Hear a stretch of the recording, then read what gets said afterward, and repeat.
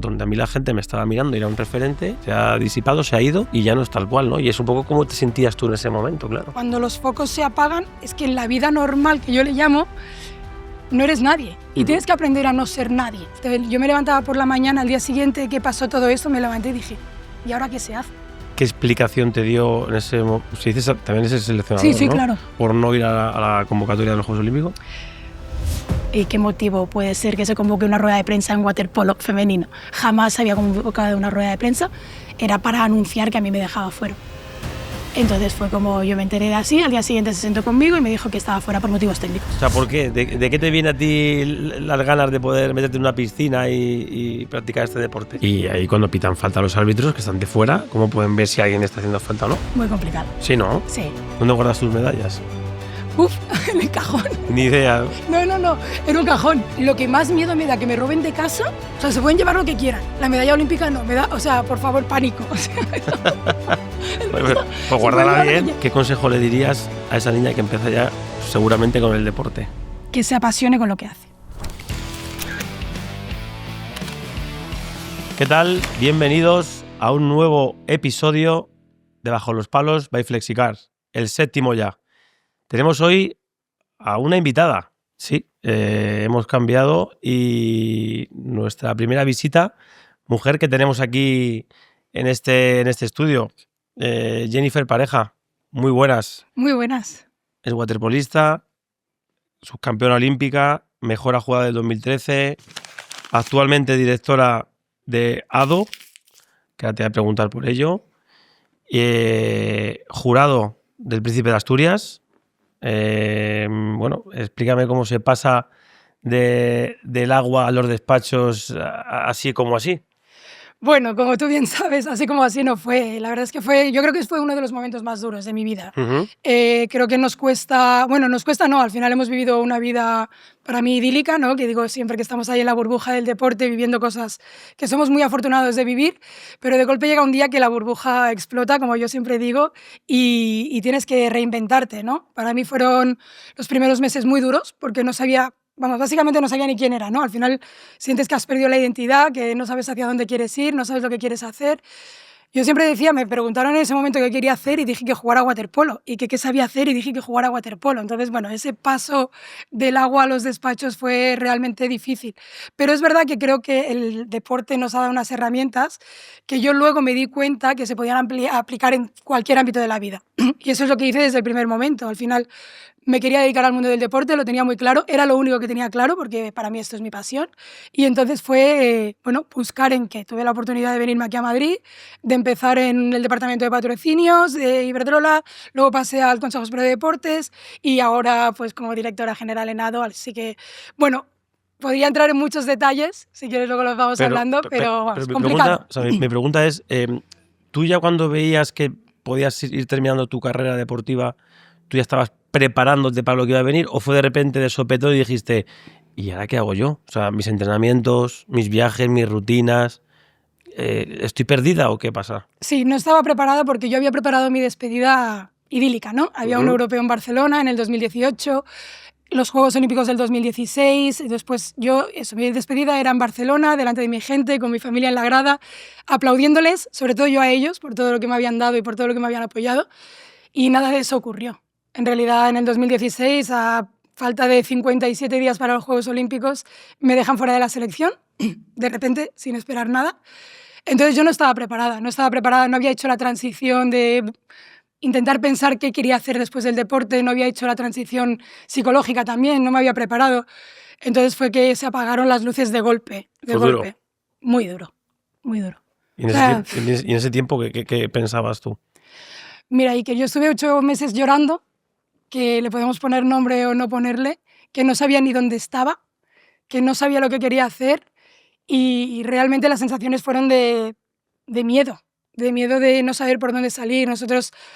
Mi familia estaba súper preocupada por mí, ¿no? Porque al final sabían lo que para mí suponía esto. Yo creo que fue en un momento que creo que ni me lo merecía tampoco, ¿sabes? Ya no es que no me lo esperaba, es que no me lo merecía. Sigo pensando esto a día de hoy. Entonces fue justo antes de los Juegos, que para mí era pues ya culminar ahí, ¿no? Segundos juegos, poder como cerrar, incluso después de los juegos, si consideraban que ya no estaba para estar en la selección, pero es que pasó justo antes de los juegos. Entonces, es que no estaba preparada, pero creo que es que era imposible estar preparada para eso. Por mucho que hubiera preparado, no hubiera asimilado esa situación, porque jamás hubiera pensado que esto podía pasar. Y en aquel momento, o sea, te pregunto, ¿verdad? Porque me interesa, sí. Porque los que hemos sido deportistas, da igual en qué deporte, también me gustaría que la gente sintiese o escuchase lo que es ese momento de que tú estás siendo un referente a nivel deportivo, cada uno, en este caso en waterpolo, y de la noche a la mañana, como que tú tienes un objetivo, unas ideas, las pierdes, y a lo mejor no es que caigas un momento de, iba a decir una palabra que da una depresión, no es eso, pero sí que tú caes en tu mundo y te ves ahora mismo como diciendo, ostras, donde a mí la gente me estaba mirando y era un referente, se ha disipado, se ha ido y ya no es tal cual, ¿no? Y es un poco como te sentías tú en ese momento, claro. Yo creo que es como tú dices, ¿sabes? Al final, de golpe, te da la sensación de que no sabes hacer nada, ¿no? De decir, pues es que yo lo único que sé hacer es jugar a waterpolo. Entonces, las sensaciones para mí fue de vacío total, de identidad, o sea, de crisis de identidad, es que de golpe tener tiempo era un problema, tener vacaciones por primera vez en la vida, no tener, yo me levantaba por la mañana, al día siguiente que pasó todo esto, me levanté y dije, ¿y ahora qué se hace? Porque durante 16 años mi rutina estaba marcada, los objetivos marcados, todo, entonces de golpe no tienes un objetivo en la vida, no estás luchando por nada y de golpe lo que tú dices también, o sea, cuando los focos se apagan es que en la vida normal, que yo le llamo, no eres nadie y tienes que aprender a no ser nadie. ¿Sabes? Entonces yo creo que lo más difícil del deportista es saber bajar a cero y de golpe salir de la zona de confort, empezar a trabajar en algo que de golpe es que tienes que aprender todo, porque nada de todo eso sabes hacer cuando hace 2 semanas sabías hacer todo y es más, eras un referente de todo esto, ¿no? Entonces, es que la sensación es para mí de vacío, de incertidumbre, de miedo. De soledad. ¿Te sientes sola? Sí. ¿Tú ves que hubo mucha gente que estaba así a tu alrededor que de repente desapareció? Muchísima. Sí. Vamos, yo creo que se quedó la gente que realmente sigue estando ahora, de hecho, ¿sabes? Pues mi familia, mis amigas de las que se quedaron. Pero yo, como siempre digo, no sé si la sensación es de todos los deportistas, la rueda sigue. Y tú te quedas fuera de la rueda. Para mí, pongo la similitud también, ¿sabes las máquinas estas de las pinzas de los muñecos? Sí. De golpe tú estás ahí con todos los muñecos, te sacan, te lanzan en el cubículo ese y ahí te quedas, ¿eh? Y todos ellos siguen ahí. Entonces es como, yo esperaba o no sé, ¿no? Hubiera querido, ¿no? Que la gente se hubiera manifestado y luego pensaba, pero esto anteriormente también han echado gente de la selección y nosotros hemos seguido rodando, ¿sabes? Y al final a mí me parecía como una injusticia que nadie peleara, pero luego con el tiempo dije, es que es normal, ¿sabes? Al final ellas siguen con sus objetivos, con su rueda, con la burbuja, y eres tú la que estás fuera de la burbuja. Pero vamos, es soledad de sentirte muy, muy, muy solo. Y te puedo preguntar qué explicación te dio en ese momento. Si dices, también es el seleccionador, sí, ¿no? Claro. En ese momento por no ir a la convocatoria de los Juegos Olímpicos. A ver, es que la historia esta fue muy curiosa. La verdad es que yo he hablado un poquito de esto porque a pesar de, creo que ya lo he superado, a pesar de eso me sigue doliendo.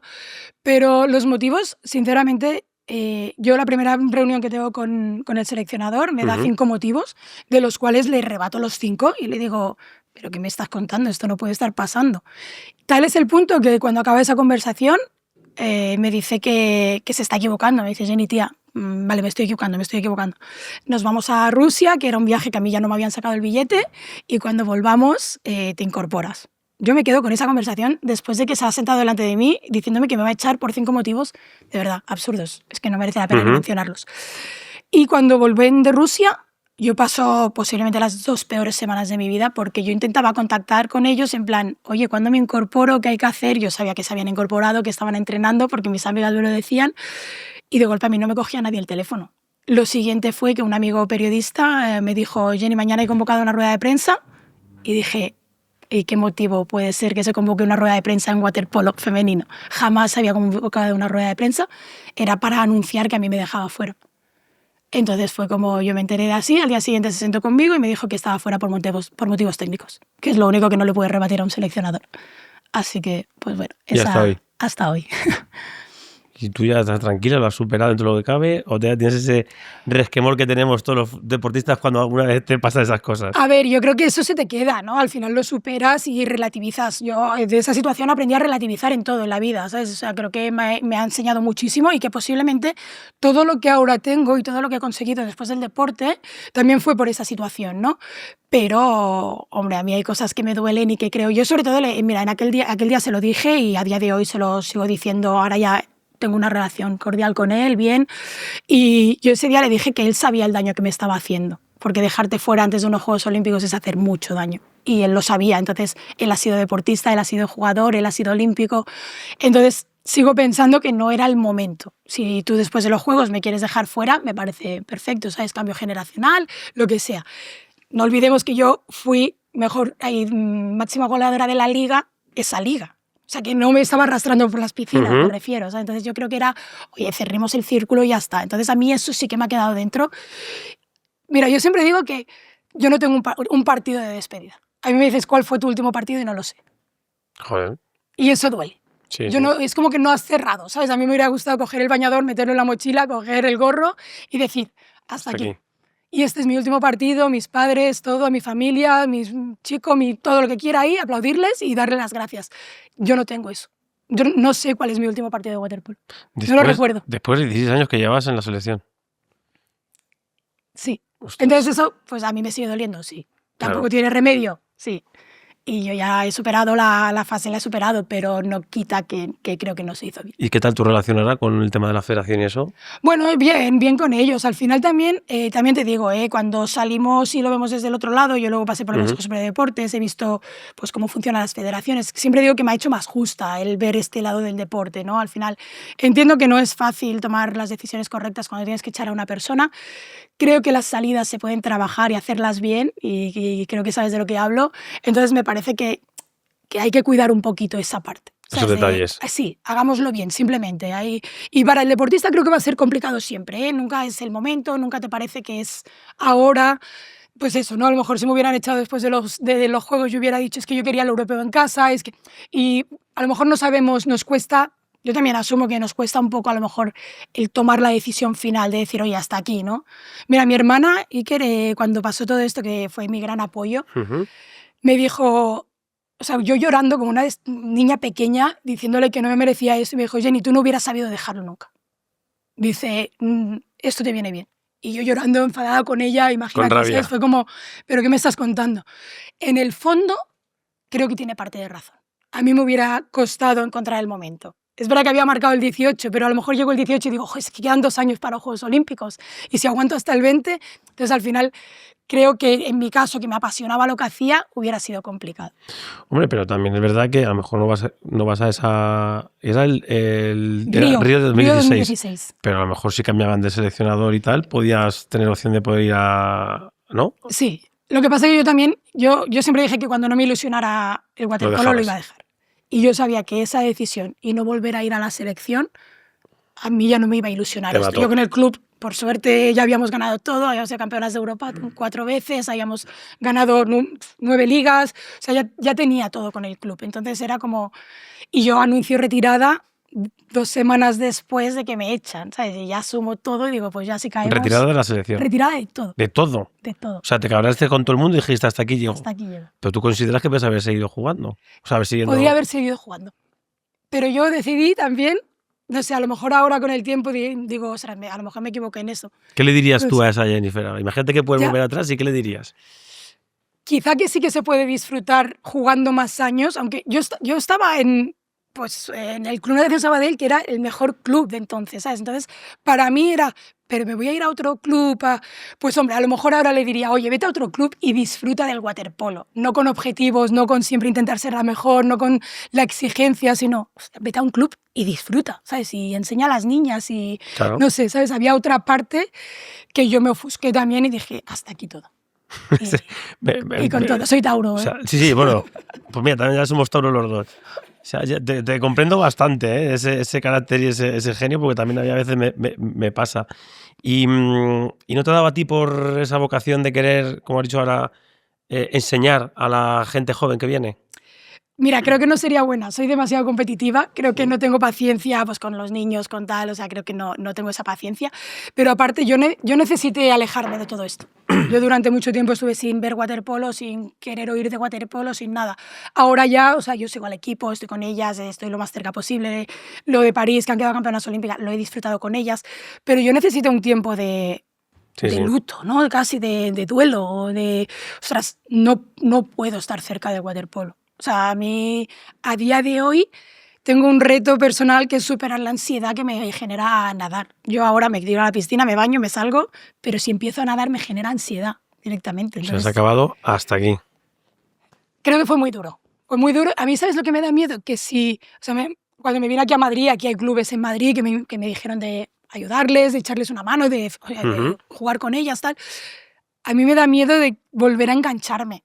¿Sabes? Es que me apasiona tanto que digo, ¿y si otra vez me genera esa sensación y vuelvo a pasarlo mal por tener que dejarlo una... O sea, es como que no quiero... Pero dices, ¿pero para practicarlo o para entrenar? Para practicarlo. Ah, practicarlo. O para entrenar, ¿sabes? No quiero... O sea, creo que no estoy preparada para estar cerca todavía. Estoy preparada para verlo desde fuera, pero creo que no estoy preparada para que me genere otra vez emociones. Tan y cambiando un poco ya así también de tu vida, ¿y cómo empezó esa Jennifer cuando era niña a empezar con el waterpolo? Porque, a ver, entiéndeme, o sea, voy a practicar waterpolo, o sea, ¿de qué manera fue? Y en Olot, o sea, y en Olot, o sea, ¿por qué? ¿De qué te viene a ti las ganas de poder meterte en una piscina y practicar este deporte? Mira, la realidad fue que a mí me llevaron al agua mis padres, a la piscina, porque nosotros somos una familia clase media baja, mis padres pagar la cuota del club era complicado y entonces nos íbamos a bañar al río. Y cuando me llegaba el agua a los tobillos empezaba a apurarme, a agobiarme, vamos, ansiedad pura y dura y claro, y entonces dijeron, la niña tiene un problema, tenemos que llevarla a natación. Y entonces pues hicieron el esfuerzo, nos llevaron a mi hermana y a mí a natación, mi hermano todavía no estaba en esa época. Y entonces empecé haciendo natación. Me llevaron arrastrando el primer día a la piscina porque odiaba el agua, en realidad odiaba el agua, me llevaba arrastrando y entonces en la natación empiezo y desde el principio es verdad que se me da muy bien, ¿vale? Yo llegué a ser campeona de España junior con récord de España de natación. Entonces en Olot yo me convierto un poco en la niña promesa, ¿no? Era un club pequeño, la niña que realmente, bueno, pues iba a campeonatos de España, se clasificaba, medallas en campeonatos de España y de golpe todas mis amigas... ¿Con qué edad, perdona, eso? O sea, empiezo a nadar con 5 años y soy campeona, o sea, el récord de España lo bato con 14. O sea, y ahí, siendo pues eso, un poco la promesa de todos, mis amigas crearon el primer club, o sea, el primer equipo de waterpolo femenino en Olot, porque había masculino, pero no había femenino, lucharon un montón, tal, y todas mis amigas se fueron al waterpolo. Entonces yo iba a los campeonatos de España solo con el entrenador, con otro chico, entonces yo de golpe digo que yo el deporte lo hago para pasármelo bien y que cambio y que me voy a waterpolo. Claro, esto fue un drama. En el club me dijeron que no me dejaban hacer waterpolo, que yo tenía... Antiguamente los que hacíamos waterpolo, o sea, los que hacían waterpolo eran los malos de natación. Sí, sí. O sea, los que no eran buenos de natación a waterpolo. Sí. Claro, en mi caso era, que ella es buena en natación, entonces no puede irse a waterpolo. Bueno, pues entonces me empecé a portar fatal en el entrenamiento, me dejaba en el bañador, me hundía y dejaba pasar a todos, me echaban cada día al entrenamiento, pero tensé tanto la cuerda que un poco más y me echan del club. Y yo diciéndoles que no, que es que yo quiero hacer waterpolo. Y al final, pues bueno, después de que soy muy tauro, muy tauro, al final me aceptaron cambiar de deporte y yo empecé a waterpolo con 15 años. O sea, súper tarde. Lo que pasa que es verdad que tenía la base de natación. Entonces yo nadaba mucho y me decían, Jenny, chuta. Y yo hacía bomba. Y decía, bueno, pues la he metido. O sea, así empecé yo en waterpolo, ¿sabes? Que en realidad no tenía ni idea. Pero fue esa la historia. O sea, un poco de casualidad, pero sobre todo porque me lo quería pasar bien, porque mis amigas hacían waterpolo y dije... Pues, ¿y empezabais todas en waterpolo? ¿O metisteis en waterpolo, en el mismo equipo? Hicimos el primer equipo que hubo de waterpolo femenino en Olot y empezamos a waterpolo allí. Y yo al año siguiente, el verano siguiente, ya me llegó una posibilidad de irme al centro de alto rendimiento. Y ahí es donde para mí cambia un poco todo. Yo había soñado siempre, o sea, yo no sé por qué, en mi casa no son nada de deporte. Y yo desde bien pequeña soñé con ser olímpica. O sea, yo vi Barcelona 92 y dije, a mí me encontraban viendo las motos a las 6 de la mañana, me encontraban viendo deporte, o sea, pero nadie sabe el por qué, la verdad, yo he visto deporte siempre. Y entonces, cuando ya me dicen de ir al CAR, digo, ostras, esto ya cambia, ¿sabes? Aquí ya el ir a los juegos o ir a un campeonato del mundo puede ser un objetivo, ya no es un sueño solo. Y entonces ahí es donde cambia todo ya la perspectiva del waterpolo. Y, digamos, profesional, ¿con qué edad empiezas? A ver, profesional como tal, ya te digo, en el 2000 cuando me voy al centro de alto rendimiento, para nosotros eso es profesional en el sentido de que entrenamos 8 horas diarias, ¿sabes? Que 8 horas diarias. Sí, llegamos a entrenar 8 horas, nos levantamos a las 7 de la mañana. Pero ¿me cuentas un poco cómo es tu entrenamiento de cuando empiezas en waterpolo? Pues mira, a ver, al principio era diferente, pero al final, en ese momento nos levantábamos a las 7 de la mañana, nos comíamos un muesli y un zumito de estos que odio las dos cosas, porque imagínate la época que me recuerda. Nos íbamos a entrenar de 7 a 9 y media, desayunábamos de 9 y media a 10. De 7 a 9 y media era en el agua. Agua directo, piscina exterior, Car de Sant Cugat. Ahí está. Pero ¿y qué era? ¿Todo el rato? Nadábamos. O incluso había días de físico directamente. Íbamos al gimnasio de 7 a 9 al gimnasio. Luego nos íbamos al cole, que estaba ahí en el centro de alto rendimiento directamente. Al mediodía hacíamos la parte de natación si no lo habíamos hecho por la mañana, o de pesas si no lo habíamos hecho por la mañana, y de una partida de waterpolo más técnica, táctica. Y por la tarde más tema de partidos. Por la tarde nos íbamos al cole otra vez y de 6 a 8 entrenabas o con tu club o en la selección o con la selección que no era selección todavía, en el Car de Sant Cugat, las 2 horas ya de partido puro y duro. Ostras, pero madre mía, ¿y eso de lunes a viernes? Sí. ¿Y los fines de semana competíais? Partido. Los miércoles por la tarde festivo. Pero esa es la vida de waterpolo, ¿eh? Y luego la selección absoluta ha sido así, al final en el agua se necesitan entrenar muchas horas porque no es nuestro hábito habitual, entonces es muy complicado, se necesitan muchas horas. O sea, una persona que no entienda de waterpolo, o sea, yo lo veo, me gusta verlo y tal, pero una persona que no entienda, durante todo el partido prácticamente tienes que estar o nadando o manteniéndote a flote, como pueda ser. Sí, claro. Sí.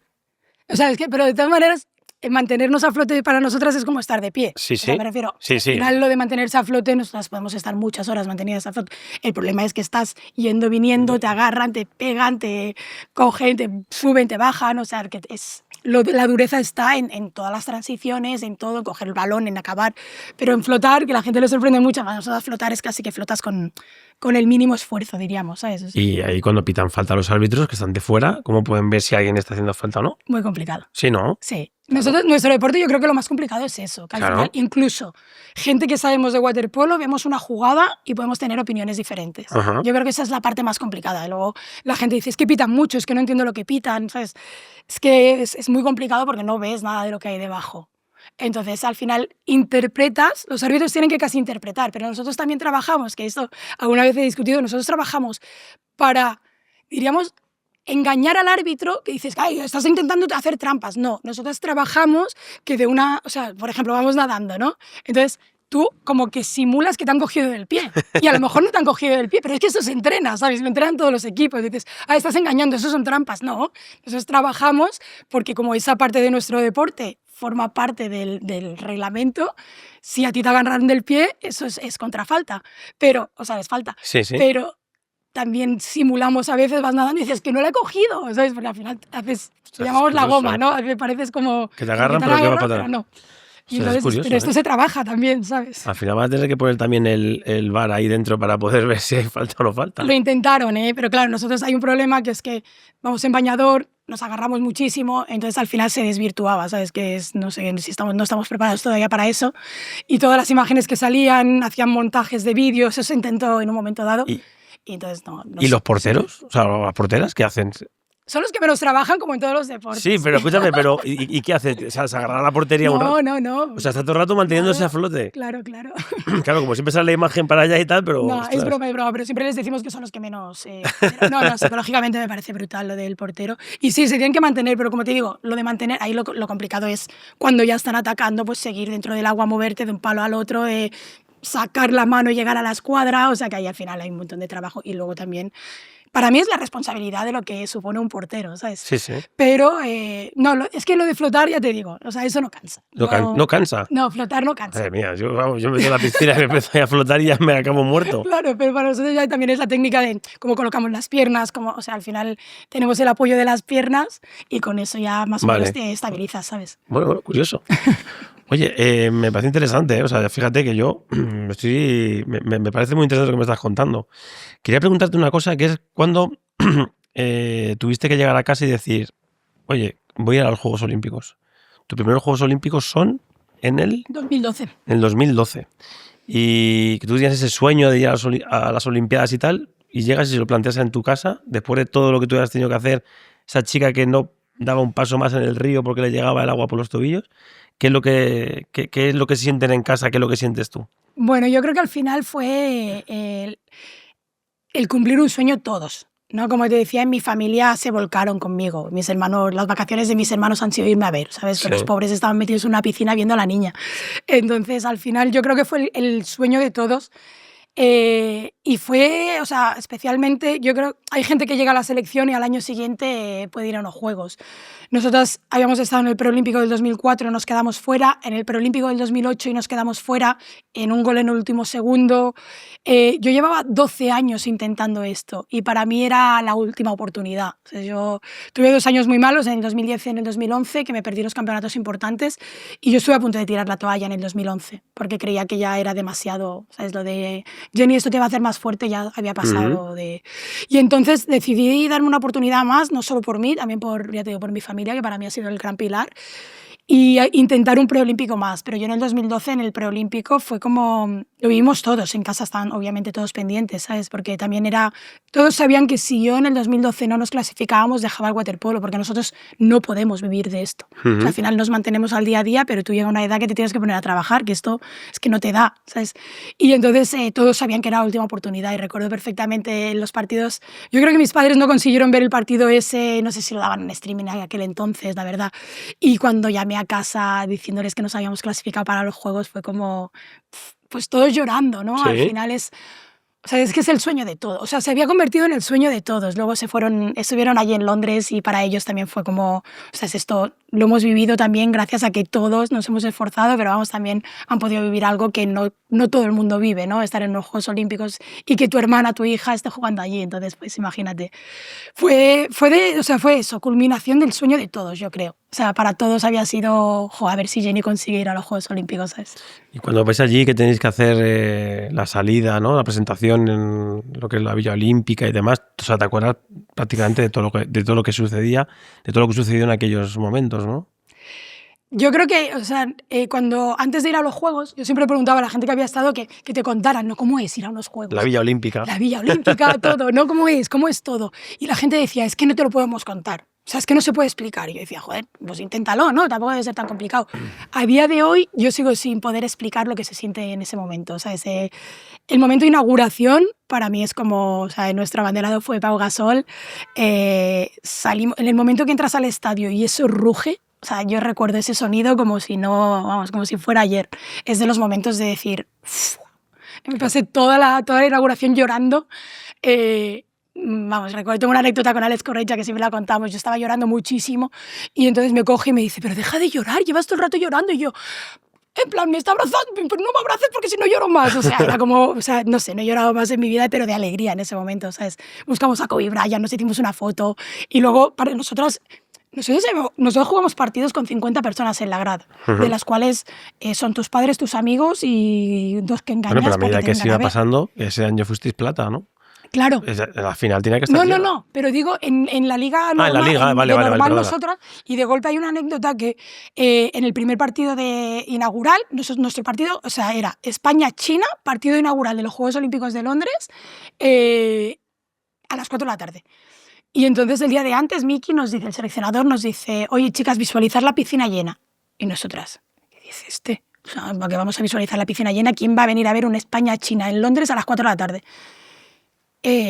Nosotros calentamos en la piscina de calentamiento y luego entramos ya directamente a competir, o sea, a jugar en la piscina de competición.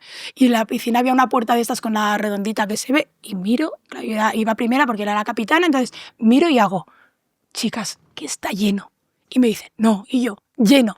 De golpe había 7.000 personas viéndonos, que salíamos y decíamos, ¿en serio? O sea, que nosotros, de verdad, que la grada eran de 50 personas y porque les engañábamos.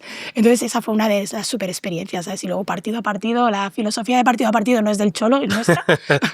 Es de Miki Oka y del equipo de waterpolo femenino en Londres. Y partido a partido nos plantamos en una final olímpica. O sea, no sé. Es que no se puede contar, o sea, es brutal. ¿Contra quién fue aquella final? Estados Unidos. Estados Unidos. Lo que pasa es que no supimos jugar esa final, también te digo. Estados Unidos llevaba 2 finales ya de Juegos Olímpicos, había perdido 2 finales. Eso de que las finales hay que primero perderlas, no sé, a mí no me gusta mucho, pero posiblemente hay algo de cierto, ¿no? Al final ellas tenían la experiencia y nosotras salimos a la final desbordadas de emociones, ¿no? Era como, vamos, jugar una final olímpica, nosotros era como que ya habíamos hecho todo, ¿no? Nosotros en la semifinal era, por favor, aseguremos una medalla, y en la final, pues no supimos jugarla. Sí, bueno, disfrutarlo, pero también con los nervios que puede ser. Y en la final, pues eso, nos metieron, creo que fue 7-2 al principio, luego lo maquillamos un poco, pero vamos, y de ahí a ser unas heroínas, llegar a España, reconocimientos por todos los sitios, noticias por todos lados. Estuvisteis por lo menos 1 mes, 2 meses en boca de todo el mundo, y después, que como tú me decías antes... Pues luego desaparecemos otra vez y volvemos a las piscinas de 50 personas viéndonos. ¿Tú crees que aquí en España, y es una pregunta que te hago que sí me gustaría si quieres contestar, ¿tú crees que aquí en España no sabemos cuidar, no sabemos valorar o no sabemos tratar quizá a toda esta gente cuando nos da muchas alegrías, sobre todo, no sé... quito el fútbol y el baloncesto, sobre todo el fútbol, pero sí cuando estás en atletismo, cuando estás en badminton, cuando estás en, da igual, en pádel, ya que dentro ya pádel va a ser un deporte olímpico, y el tenis también, que no lo quito, pero además esos deportes que están siempre luchando y peleando, como tú me estás contando, las 8 horas todo el día de entrenamiento, ¿tú crees que aquí nos olvidamos fácilmente de la gente? O sea, ¿lo aprovechamos o los elogiamos durante ese tiempo, 1 mes después de las Olimpiadas, 2 meses, pero al final ya se van como olvidando? Yo creo que, por desgracia, sí. O sea, al final es que te mentiría si dijera lo contrario. Nosotros lo hemos vivido en nuestras propias carnes. O sea, al final el waterpolo, que es un deporte que ha sido exitoso los últimos años, es como que no tiene el reconocimiento, sobre todo por el esfuerzo, ¿no? Y yo creo que sí que nos olvidamos. O sea, no sé si es un tema de la continuidad, ¿no? Al final la gente ve waterpolo cada 4 años en los Juegos. O sea, incluso, bueno, si hay un mundial... O un mundial europeo, ¿no? También. Pero no, tampoco te creas que tanto, ¿eh? Al final hay gente que son cada 4 años, pero el resto de las competiciones, pues eso, nosotros jugamos una Champions también cada año y jugamos la Liga y tal. Esto se olvida y aquí no hay nadie. Y luego eso, pues después cuando vuelves de los Juegos o vuelves de un mundial, pues te hacen caso 1 mes y medio. Luego pasamos. El por qué, no lo sé. No sé si es un tema de cultura también, ¿no? De que se nos vea, yo creo que la responsabilidad de los medios de comunicación también, ¿no? De que den visibilidad a esto. O sea, ha habido portadas de periódicos que han sido que Sergio Ramos ha cortado el pelo y nosotras habíamos sido subcampeonas del mundo. O sea, sí, estoy de acuerdo contigo. Entonces al final es, ostras, ¿cómo cambiamos esto? No lo sé, porque al final yo también soy consumidora, yo también soy futbolera. Entonces al final es como... Es complicado, ¿no? Al final es una demanda de la gente que lee y que consume y nosotros, pues no lo sé por qué, pero la gente pues nos sigue cada 4 años. Es que son muchos. Yo recuerdo las Olimpiadas del 92, que son las que primeras tengo en mi cabeza, porque las del 88 las tengo así un poquito todavía ya, con 7 años. Pero es verdad que toda aquella gente que nos hizo emocionar, Fermín Cacho, ¿quién más estuvo allí? Bueno, el waterpolo masculino, por ejemplo, que también... Sí, o sea, exactamente. Jesús Ollán en su día. Eso es. Ostras, es como que sí, nos acordamos de ellos y tal, pero luego parece como que han pasado o ya tienen otra vida, ¿no? Y la verdad es que yo creo que ahí es una culpa de todos nosotros como país, que no sabemos elogiar y dar el lugar que corresponden a estos héroes o heroínas, como puede ser en otros países que siempre los tienen ahí en un pedestal. Sí, lo que no sé, el motivo, ¿no? Sobre todo sería de analizar el por qué pasa esto, ¿no? Porque al final es eso, es como que desapareces, ¿no? Yo como mínimo en la retirada dije, ostras, tú vas a desaparecer en 1 mes y medio, o sea, que aprovecha las oportunidades incluso de trabajo para aprovechar y hacerte un hueco, ¿sabes? Porque luego es que desaparece, es que la ola baja pero en picado, sí. Entonces, y nosotros ya desaparecemos, o sea, la gente, no sé, a mí si voy por la calle y me reconoce una persona es como que me hace ilusión, ¿sabes? Digo, ostras, qué bien, pero ya ni los niños de waterpolo, o sea, es que hay un tema de cultura, yo entro en una piscina y hay niños de waterpolo que no saben quién soy, o sea, que no digo que tengan que saberlo, Sí, bueno, pero es un poco lo digo de con toda la cultura. humildad. Pero es un poco de cultura. Pues yo cuando era pequeño no había visto jugar a Di Stéfano, no había visto jugar a Puskás, a Gento, pero sabía quiénes eran. O sea, Entonces es un poco de cultura que tenemos que inyectar a los jóvenes. Eso es, pero que no pasa ni en nuestro propio deporte, ¿sabes? O sea, de verdad, que yo entraba a una piscina y no han sabido quién era. Y lo digo con toda la humildad, ¿eh? De verdad que no tengo ningún afán de que sepan quién soy, pero sí que creo que por nivel de cultura tú tienes que saber quién es Estiarte, quién es Jesús Royán, por mucho que no haya jugado con ellos y por mucho claro. o incluso en femenino, pues eso, ¿no? Como a mí, a Maika García, a Laura Ester, tú tienes que saber quién son, ¿sabes? Como waterpolista, entiendo. Pero bueno, desaparecemos. ¿Cómo ves el waterpolo ahora actual? Brutal. Sí. La verdad, acaban de ser campeonas olímpicas este verano pasado y es que llevamos sin bajarnos del podio 10 años.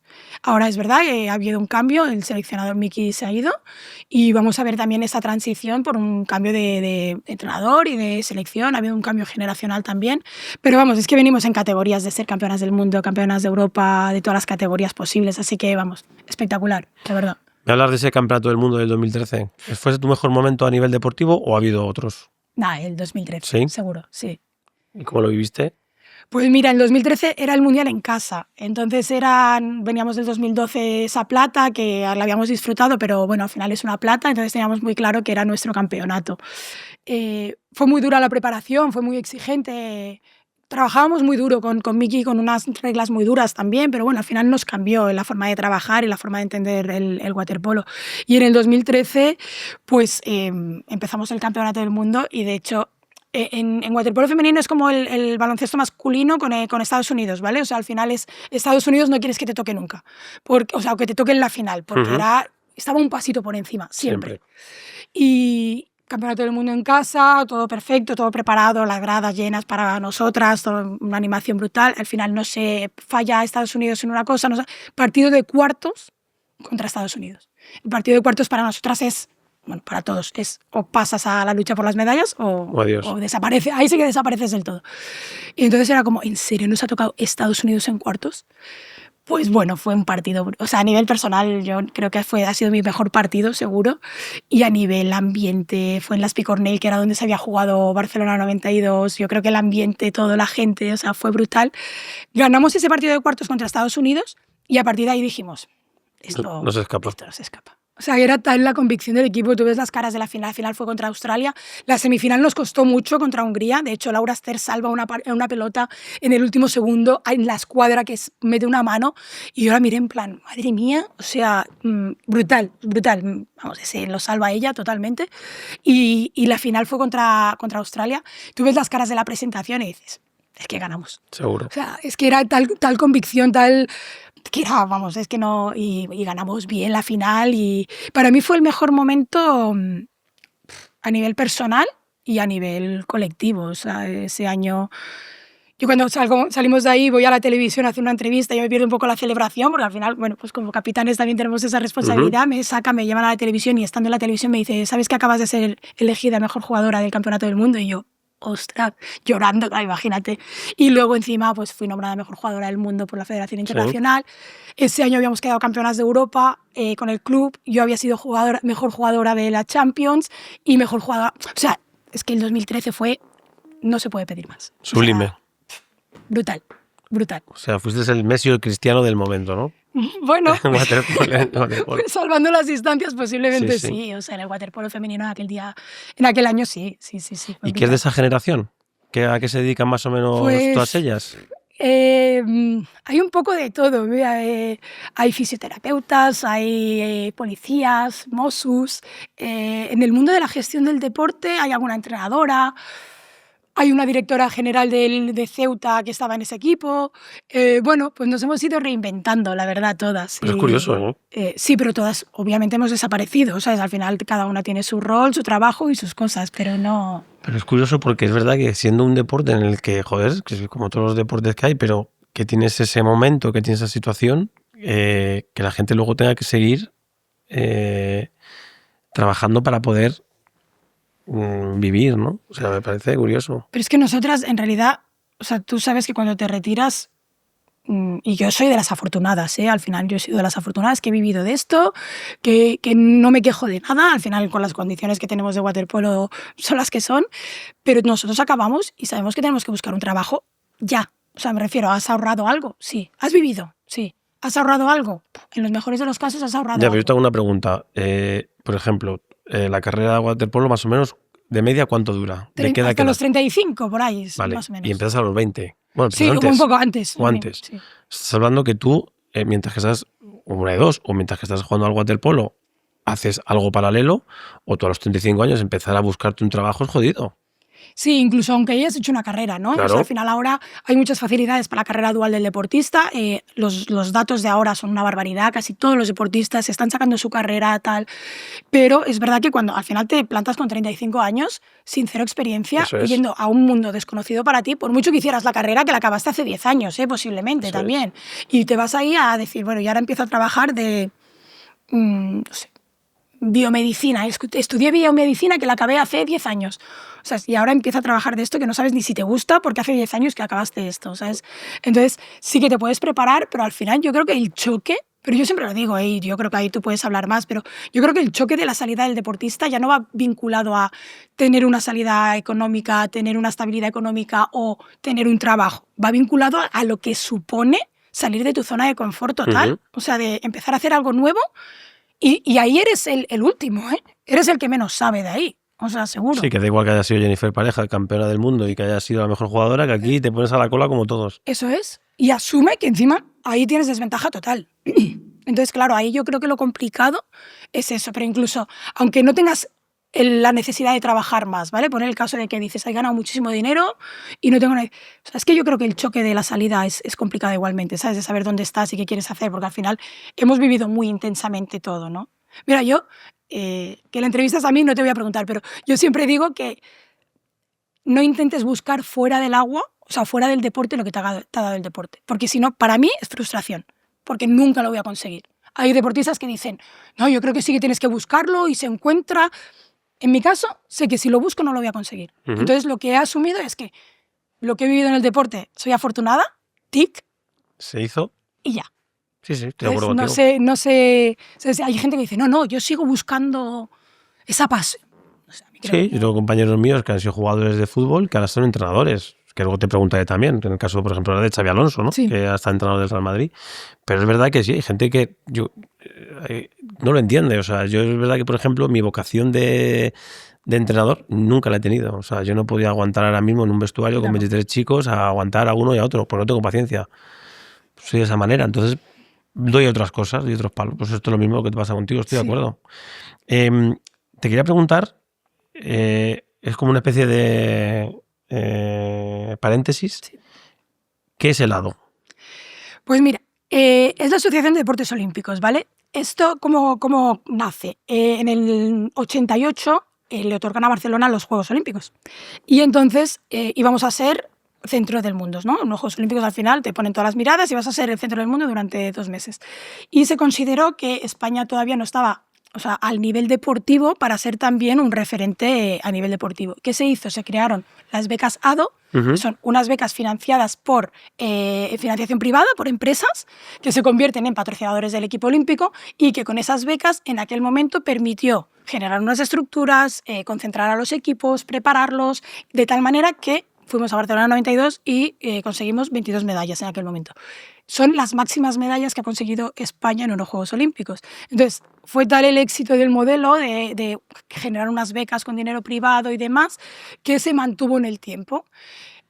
Ha sido un modelo copiado, ha sido un modelo que ha funcionado muchísimo, pero es verdad que últimamente bueno, pues el modelo ha ido cambiando, ¿no? El patrocinio deportivo ha cambiado, el patrocinio personal de los deportistas ha cambiado y esto ha afectado a que el programa como tal, que es un programa de becas para la preparación olímpica, haya bajado. Pero claro, el tema es que en deportes minoritarios o más llamados minoritarios como el nuestro, nosotras vivimos gracias a la beca ADO. O sea, la beca ADO es lo que te permite poder dedicarte 24 horas a esto y no tener que trabajar. Yo recuerdo, antes de que tuviéramos la beca ADO, las chicas del equipo, que yo he estado con ellas, con la generación que eran mayores que yo, ellas acababan de entrenar y se iban a una farmacia a trabajar o a un bufete de abogados o a lo que cada uno lo que trabajara, a una escuela o unas clases particulares o lo que fuera.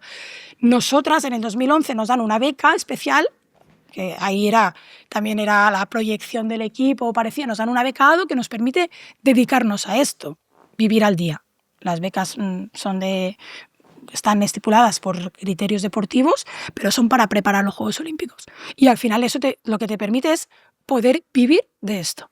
Entonces, pues nosotros ahora estamos luchando por revitalizar ese programa y para que vuelvan a entrar muchas empresas privadas para pagar, al final son las becas que permitan a los deportistas dedicarse a esto. ¿Y las empresas privadas hacen su dinero con donación o cómo lo hacéis? Bueno, es una aportación con una desgravación, tenemos una desgravación fiscal del 90%, del 15% en publicidad, o sea, especificación, y lo que hacen es convertirse en patrocinadores del equipo olímpico. El dinero va exclusivo a becas y por contra, obviamente, pues les damos un retorno de visibilidad, de experiencias con los deportistas y estas cosas. Pero es verdad, es eso, que ha ido cambiando tanto el patrocinio que nos cuesta ese sentimiento de equipo olímpico español identificarlo, porque ahora a lo mejor pues una empresa prefiere patrocinar a un deportista en concreto, ¿sabes? Y no al marca país, marca España. Yo creo que al final esto es una aportación a lo que cada 4 años nos emociona, ¿no? Al final lo decías tú antes, ¿no? Cuando funcionan las cosas, venimos de los juegos, todo el mundo se hace fotos con nosotros, pero es que el camino de llegar a los juegos necesitas 4 años, pues nosotros intentamos mantener esas becas anuales para que tú te puedas dedicar a esto. O sea, si al final pues estamos trabajando con esto y bueno, pues eso, las becas de los deportistas. No, de toda la vida. No, pues es que te quería preguntar eso porque era un poco también para... es que antes has comentado el tema de que no quería seguir vinculada, o sea, que no tiene ganas de seguir vinculada al waterpolo de una manera como directa con el agua, así por así decirlo. Y entonces, claro, estás vinculada con el deporte, sí, pero para ayudar, que eso es lo bueno. Claro, luego eso es un poco lo que para mí me llena muchísimo, ¿sabes? A mí lo que me encanta de mi trabajo es que, como digo yo, ahora trabajo para intentar mejorar las condiciones de los deportistas, ¿no? Para que tengan su beca, para tal. Y luego hay una parte de... Yo me creo mucho esto, obvio. ¿Sabes? Es que nosotras éramos de las que mirábamos en la cuenta si entraba la beca ADO, porque si no, no podíamos vivir. Entonces es como, es que ese dinero, sé lo importante que es. Y nosotras jugamos un partido. Ir a los juegos tiene muchas más consecuencias que ir a los juegos, ¿no? Cuando tú te clasificas para los juegos, te aseguras 2 años de beca. O sea, esto significa que hay 2 años que ya te puedes dedicar a esto. O sea, tú no solo te estás jugando los juegos o no solo te estás jugando un partido de un mundial, sino que te estás jugando tu sueldo de poder vivir de 2 años. Sí, sí. ¿Sabes? Entonces, hay una presión ahí añadida de... O sea, yo sé lo importante que es esto. Y cuando yo voy a las empresas y se lo cuento, les digo, es que... O sea, a otra persona a lo mejor no se lo puede contar, pero es que yo sé lo importante que es y decir, ha entrado la beca ADO, perfecto. ¿Sabes? O sea, que sabíamos que era la parte que nos permitía vivir. Sí, o sea, sí. Al final es que no hay más. ¿Dónde guardas tus medallas? En el cajón. Ni idea. No, en un cajón. O sea, nada, ni las tienes puestas en una... Mira, de todas maneras, lo que sí que es verdad, tengo que reconocerte que lo que más miedo me da que me roben de casa, o sea, se pueden llevar lo que quieran. La medalla olímpica no, me da, o sea, por favor, pánico. O sea, pues guárdala bien. Está guardada, pero vamos, que es lo único o sea, creo que no se puede reemplazar, ¿sabes? Al final, si te roban un televisor, pues te la has robado, te compras otro. Pero la medalla es como pánico a la medalla. Entonces, pero no me importa sacarla, la llevo, la dejo con los niños, o sea, me encanta que la gente la pueda disfrutar, o sea, es la parte que también creo que tenemos de responsabilidad. Pero no, en un cajón, la verdad, no. ¿Ves partidos tuyos grabados o no? He visto muy poco.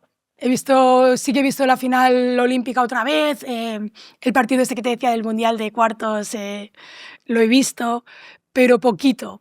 Mira, ahora mis sobris, claro, tienen 7 años los pequeños, bueno, 8 ya, y ellos no han vivido mi etapa, ¿no? Y entonces de vez en cuando les da por decir, Tata, pero tú jugabas a waterpolo, ¿no? Y yo, sí, claro. Entonces le pongo ahí 4 cosas, me veo yo misma y digo, pues mira, entonces les hace gracia. Pero yo he visto poquito, no soy muy de volver a ver estas cosas. Ves poquito waterpolo, pero ves fútbol. Veo fútbol, soy futbolera. ¿Eres futbolera? Soy futbolera. ¿De siempre? De siempre, sí. ¿Y de qué equipo eras, a ver? ¿O de qué equipo eres? Soy del Español. Soy muy bien. Sí. Sufriendo siempre, ya sabes, que te voy a contar. Sí. Pero soy perica. De pequeña, es verdad, te voy a reconocerlo, que mi padre es muy merengón, o sea, muy del Madrid, y él intentó que fuéramos del Madrid, pero yo... en Cataluña ser del Madrid es complicado. Sí, pero hay muchos, ¿eh? Sí, muchos. Ostras, y mi muchos. Padre tal. Entonces yo al final, yo creo que cogí allí el término medio, ¿sabes? No, soy el español y aparte soy seguidora, de verdad. ¿Y cómo ves que hayan fichado a portero vuestro, a García, para el Barcelona ahora? A ver, mira, o sea, sé que esta pregunta me va a traer problemas, seguro, ya te lo digo. Bueno, pero ¿qué acaba de pasar? Esa actualidad. Pero sí, o sea, yo tengo a mí me duele, obvio, ¿sabes? Me duele como perica, me duele mucho. Digo, joder, ¿será que no hay clubes, sabes? Te tienes que ir al Barça. Pero también soy deportista y también he sido deportista, ¿sabes? Y yo me fui del Sabadell al Mediterráneo, que eso era pues un poco un Barça español, sí. ¿Sabes? Pero es verdad que yo no me fui, yo fui al revés, ¿sabes? Yo bajé de nivel para irme al Mediterráneo, o sea que, pero bueno, o sea, no sé, yo creo que al final los deportistas también tienen sus carreras, ¿no? Y es verdad que somos y el fútbol tiene esa parte sentimental y esa parte de euforia que es muy complicado entender estas decisiones. Pero, ya te digo, me van a matar por esta respuesta, pero que en el fondo, como deportista, puedo llegar a entenderlo. Me duele muchísimo, me duele, o sea, obvio. Se podría haber ido a cualquier otro equipo, pero... Y se ha ido al Barça, al eterno rival del Español. Sí. ¿Y cómo vas a ver el Español en este futuro? Vale, ¿cómo lo veo, dices? Sí, ¿cómo lo ves? Es que, o sea, últimamente estamos sufriendo mucho. O sea, bueno, la temporada pasada hemos sufrido demasiado, nos faltaba un punto y no lo sacábamos, ¿sabes? Creo que ha sido dura. Ahora, pues bueno, viendo un poco el equipo, sabíamos que los 7 que se han ido se iban a ir, sí. Porque eran cedidos. Ahora, vamos a ver, yo creo que lo más importante es la renovación de Puado, para mí. Y luego, hombre, si consiguiéramos comprar a Roberto, creo que nos daría ese punto de... Pues sí que estás puesta, se habla de Quique García también. Creo que esos jugadores a nosotros nos han funcionado siempre. Bueno, vamos a ver el equipo que queda. Pero estamos sufriendo demasiado. Creo que el Español tiene... Sí, la temporada pasada es verdad que se sufrió bastante hasta el final. Ahí tuvo un momento ahí en el que... Hasta el último partido, sí, vamos. Sí. Bueno, yo tengo que decir que soy de las que me emociono de verdad con el Español, ¿sabes? Y, ostras, fue un momento de decir... Sí. Yo recuerdo con el Español, estuve en la final de Glasgow de la UEFA y estuve viéndola con Pochettino al lado. Mira, o sea, es de los momentos que tengo yo grabados, sufrimos, madre mía, o sea, pero vamos, brutal. Pero sí, soy muy futbolera. Y al final fue en penaltis, la verdad, en Sevilla. Sí, correcto.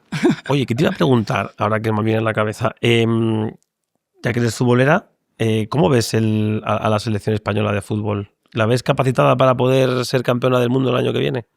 Yo creo, a mí me gusta lo que veo. O sea, es verdad que posiblemente conozcamos poco a alguno de los jugadores, ¿no? Nos falta, creo que en vuestra época, por ejemplo, como mínimo para mí, había como mucho más, no sé si carisma o esa... Cercanía. Cercanía, sí puede ser. Y yo ahora, como espectadora total, es como que me cuesta más identificarme, posiblemente también porque son más jóvenes, no lo sé, posiblemente es un tema de edad también, ¿no? Pero a mí me gusta mucho cómo juegan, creo que, o sea, me gusta lo que veo, creo que tenemos nivel para hacerlo sin tener eso, ¿no? A ver, joder, es que hay gente muy buena, en realidad, o sea, y luego Lamine Yamal, mucho que sea el Barça.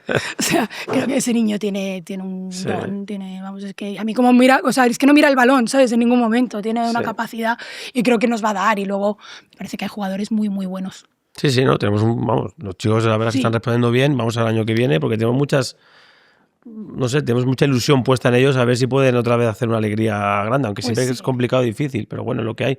¿Y los demás deportes? Aparte del fútbol, que eres futbolera, ¿también te fijas en los demás deportes? Sí. Alcaraz, el baloncesto... Soy muy friki de todos los deportes. La verdad es que también hay una parte de trabajo que obviamente también... Porque también está aquí el tema de ADO, ¿no? Claro, forma parte de mi trabajo. Pero de todas maneras yo he sido muy friki siempre de todos los deportes. O sea, me gusta... En casa estaba puesto teledeporte 24 horas y si no, el fútbol, que yo soy de las que me veo un nasty rayo, ¿sabes? Si me quedo tan ancha. O sea, a ese nivel que sí que está puesto y yo lo veo... No te digo que me esté sentada viéndolo, pero soy muy, muy, muy deportista, o sea, muy friki del deporte. Y no sé, yo creo que España está bien en salud deportiva. Sí. O sea, creo que es verdad que tenemos los grandes referentes, ¿no? Y siempre tenemos pues, Carolina Marín, o sea, ahora el tenis, creo que, bueno, pasamos de nadar al Alcaraz, o sea, hola, me parece un nivelazo. Pero bueno, creo que en todos los deportes tenemos ahí, waterpolo, tiene el atletismo, empieza a tener también un nivel muy bueno. No sé, creo que en todos los deportes estamos ahí, o en deportes de equipo somos un gran referente, realmente. O sea, que al final me parece que está en un buen momento España. Y luego tenemos deportistas que creo que enganchan. ¿Tenéis alguno así que tenéis ya viendo que sea joven, que digas, este viene con fuerza, este puede ser un chico que vaya a dar resultado de aquí a 4, o sea, bueno, de aquí a las próximas Olimpiadas o las siguientes? A ver, sí que es verdad que vas viendo, pues no sé, en deportes sobre todo más minoritarios, ¿no? Pues en taekwondo, en judo, en esgrima, vas viendo escalada, bueno, vas viendo cositas que dices, ostras, estos niños, como les des 3 años, pues bueno, un poco la imagen de de Adriana Cerezo en taekwondo, que fue la primera medalla en Tokio, es como, o sea, esta niña parecía que había llegado de la nada, pero ya la teníamos identificada, ¿sabes? Ya venía, pero que es verdad que son niñas que cuando salen en los Juegos Olímpicos es como, ostras, una medalla olímpica, pero que ya las tenemos identificadas. Entonces, ahora, a ver, es muy pronto todavía para el ciclo olímpico, ¿sabes? Al final pueden pasar muchas cosas, pero bueno, sí que empieza a ver, se ven, ¿no? Te estás preparando y ahí vamos a ver lo que llega. ¿Eso hubieras querido tenerlo tú cuando eras tan joven? O sea, cuando eras joven me refiero.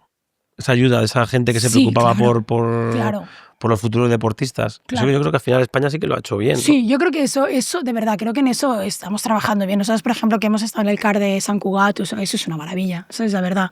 O sea, creo que nos han cuidado, hemos tenido servicios de nutrición, de fisio, hemos tenido servicios profesionales sin ser profesionales, ¿sabes? Y creo que eso sí que nos ha ayudado muchísimo. Para mí ha sido muy importante esa parte y creo que es una de las claves del deporte español, ¿sabes? Al final siempre la gente se queja, ¿no? Y siempre decimos, no, habría que tener más ayudas, más tal, pero creo que hay que valorar no solo la ayuda económica, que obviamente la necesitas para vivir, pero hay que valorar también todas las ayudas de estructuras, que creo que, o sea, no somos conscientes hasta que no sales por ahí y vas a... Y lo ves, claro, lo comparas. El modelo, o sea, en Estados Unidos todo funciona bien, bueno, vamos a ver qué condiciones tienen de entrenamiento, qué piscinas tienen, qué tal. O sea, que también hay muchas cosas que dices, ostras, creo que tenemos que ser menos críticos en eso.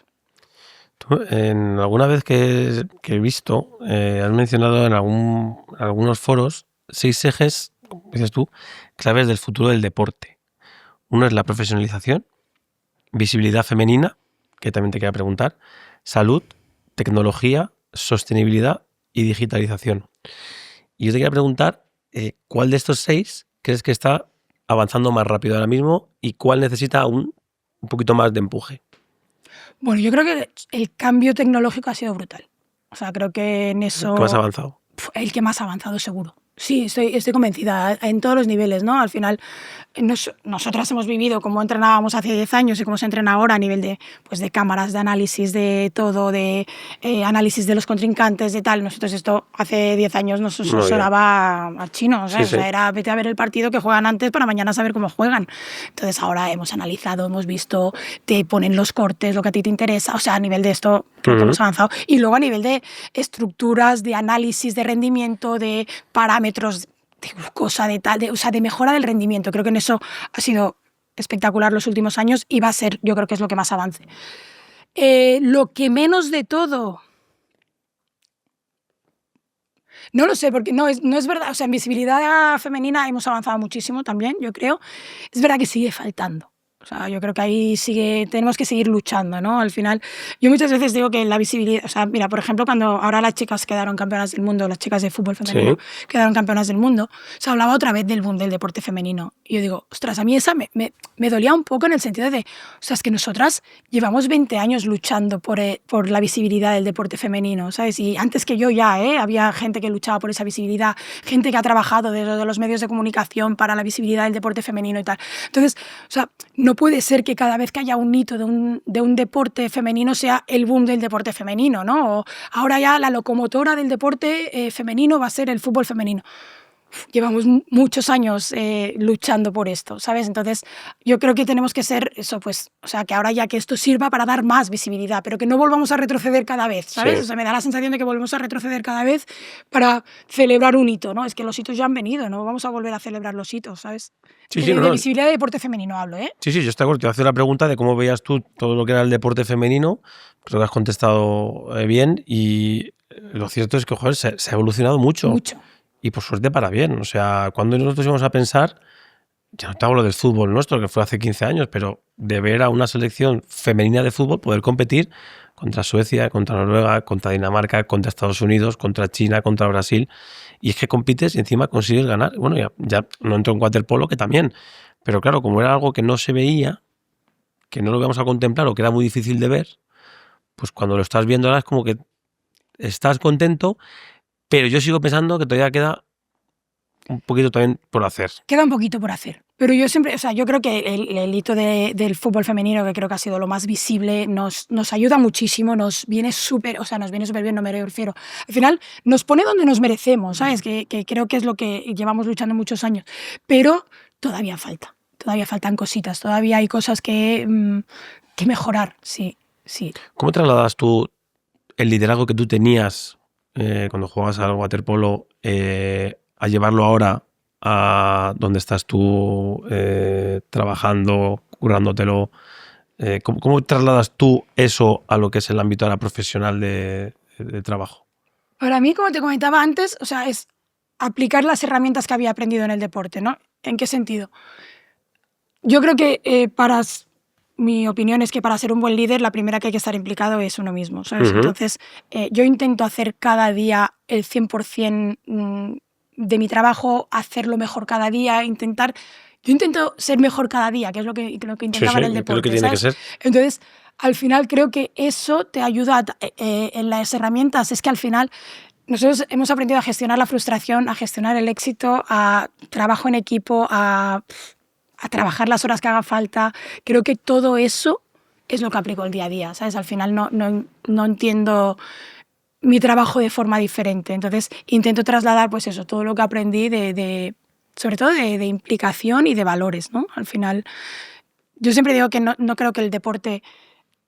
O sea, que no todos los deportistas tenemos todos los valores, posiblemente, porque habrá deportistas que tengan más o menos, pero creo que el deporte te enseña unos valores que no te das cuenta y los tienes, ¿no? Yo en el trabajo, por ejemplo, me di cuenta al principio de todo que yo decía, no sé hacer nada, no sé cómo empezar, tal.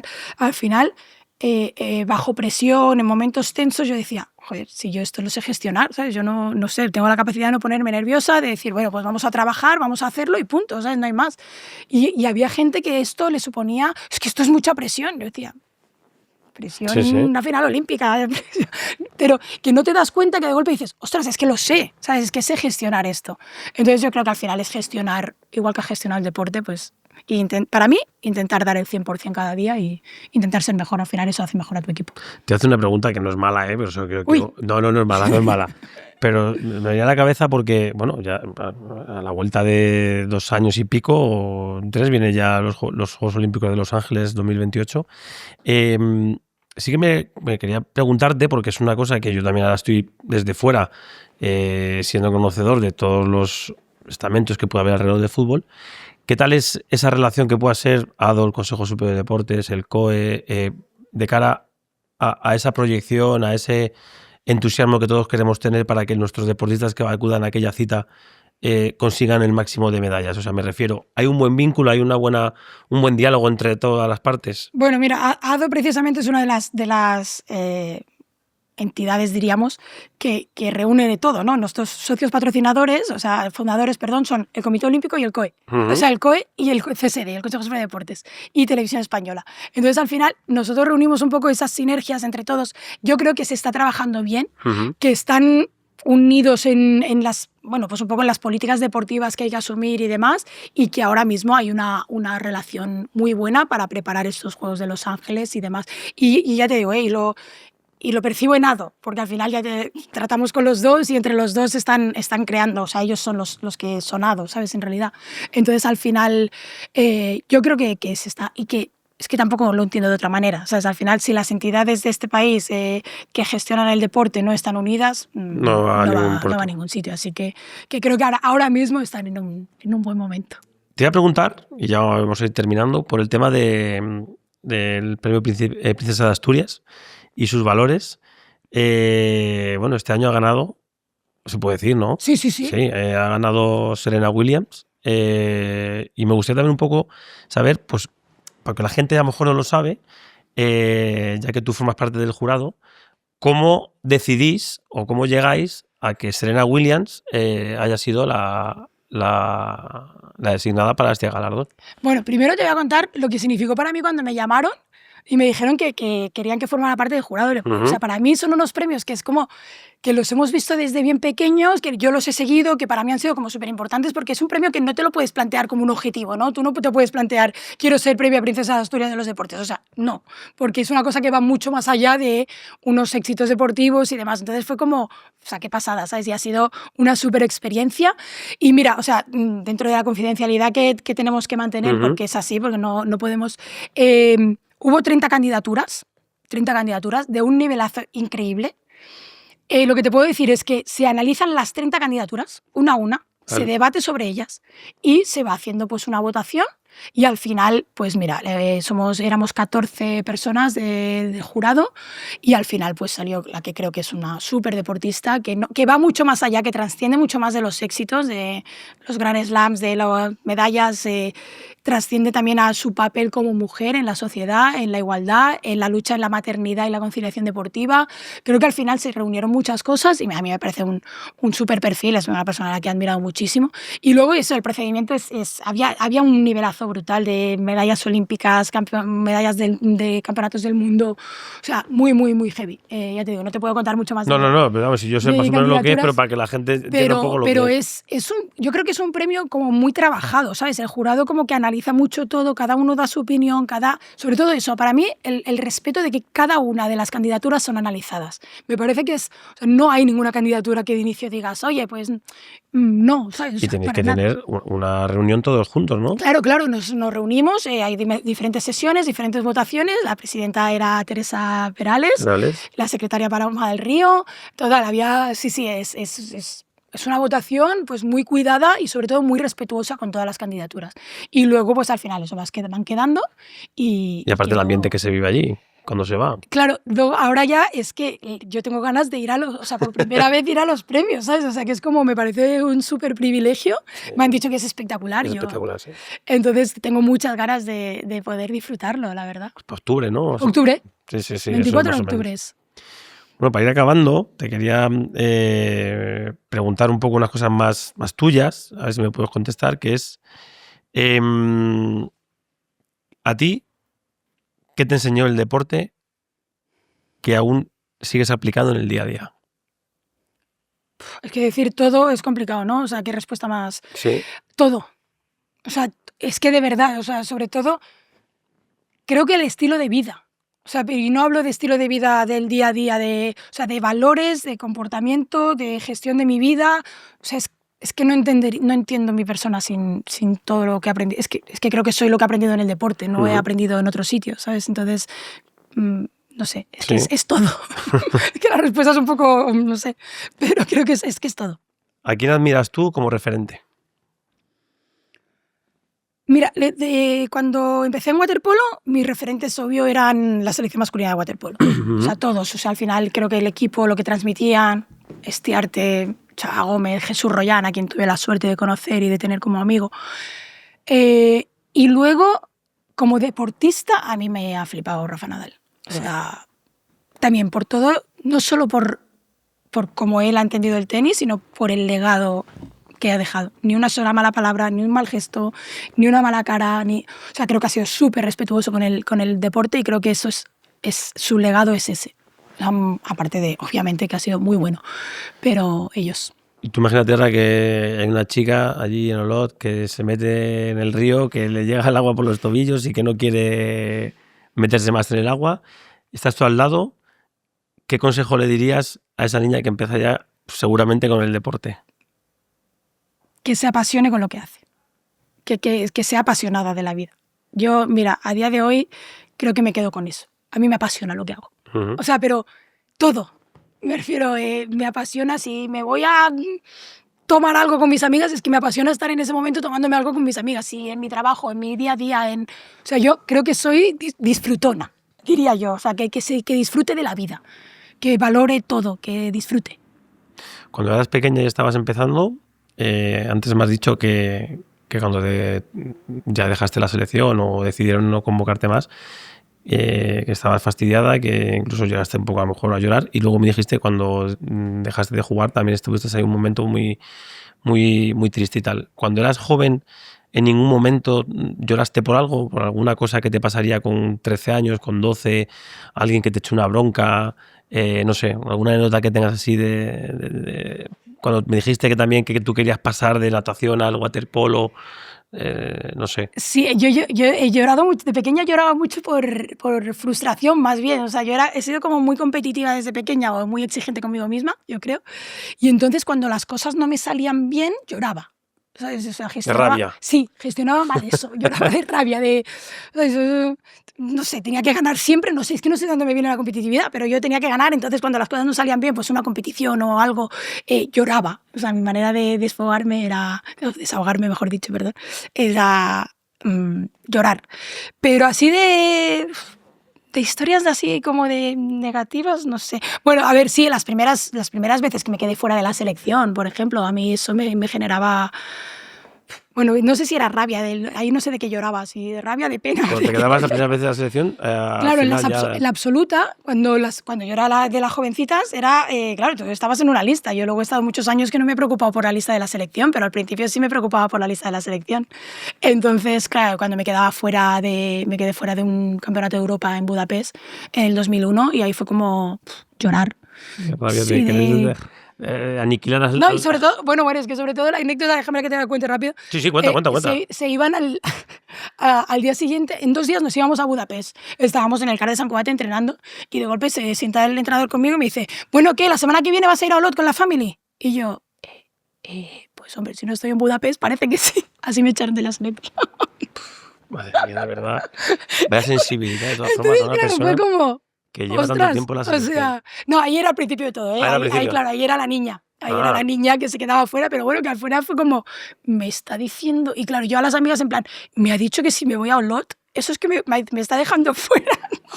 Y te dejó fuera. Tenía 16 años, 17 años. Claro, fue como, ostras, o sea, no, así que bueno, ahí lloré. Me recuerda mucho a mí también en muchas cosas, esas de competitividad y de rabia. Te quería hacer una pregunta que ya es la última, que es la pregunta Flexicar, que hemos hablado de muchos deportes, pero me parece curioso porque en el tema del motor parece como que todavía no arranca alguien femenino para que pueda despuntar o pueda llamar la atención, ¿no? Y es lo que te quería preguntar. ¿Tú crees que algún día veremos a alguien referente que empiece y que nos ilusione o nos dé alegrías en el tema de los deportes de motor, ¿o no? Mira, yo también soy muy friki de los deportes de motor, también vaya por delante. Entonces, mira, en moto tenemos a Ana Carrasco, que ya ha sido la primera chica campeona del mundo, que es de Murcia, que es una niña maravillosa, que el problema no es que no haya sido, o sea, ella ya ha sido campeona del mundo, pero volvemos a lo mismo, ¿sabes? El problema es que no la conoce mucha gente, que mucha gente no lo sabe y que todo el mundo obviamente conoce a Marc Márquez, a Alex Márquez, a todos los que queráis. Entonces, yo creo que el problema viene a ser lo mismo, ¿sabes? Es verdad que es un deporte que tiene muchas más dificultades en el femenino. En Fórmula 1 hay una niña, Marta García, que también está empezando en la parte femenina de las carreras, no sé exactamente, no es Fórmula 1 obviamente, pero entonces yo creo que empieza a haber mujeres, pero que son deportes que culturalmente todavía están lejos de otros deportes en ese sentido. Yo quiero verlo, o sea, quiero verlo. Pero veremos, o sea, yo creo que es... ¿Quiero o tú estás convencida de que lo vas a ver? Lo vamos a ver. Seguro. Lo vamos a ver. Pero necesitamos, y vuelvo un poco a la reivindicación, necesitamos visibilidad. Necesitamos que todo el mundo sepa quién es Ana Carrasco, que es campeona del mundo. Sí, entonces, claro. Yo creo que ahí hay una parte de todos de ver estas cosas y de darle visibilidad sobre todo. Y bueno... costará, pero a mí a veces me da un poco de miedo, también te digo, porque a veces veo cómo ha evolucionado en muchas cosas que dices, hostia, es que hace 25 años, yo por ejemplo esto lo hablo mucho con Paloma del Río, ella hace 30 años ya luchaba por cosas que estamos luchando ahora. ¿Sabes? Fíjate, hace 30 claro, años. Entonces a veces digo, y lo hablo con ella, le digo, Paloma, hemos evolucionado, decimos, sí, hemos evolucionado, pero hay cosas que siguen estando que hace 30 años, pues eso, ¿no? Entonces, bueno, yo creo que lo veremos. Dentro de 30 años veremos a ver cómo hemos evolucionado. ¿Dónde estamos dentro de 30 años? A ver, calcula. No sé, esperemos estar aquí por lo menos. Sí, hombre.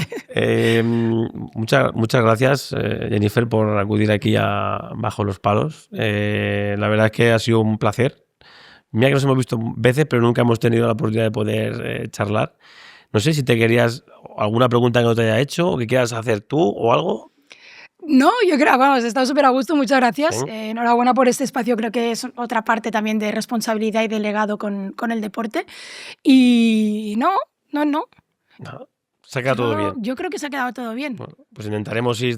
Ahí podemos recordar la parada Robben del 2010 y ya está, y con eso cerramos.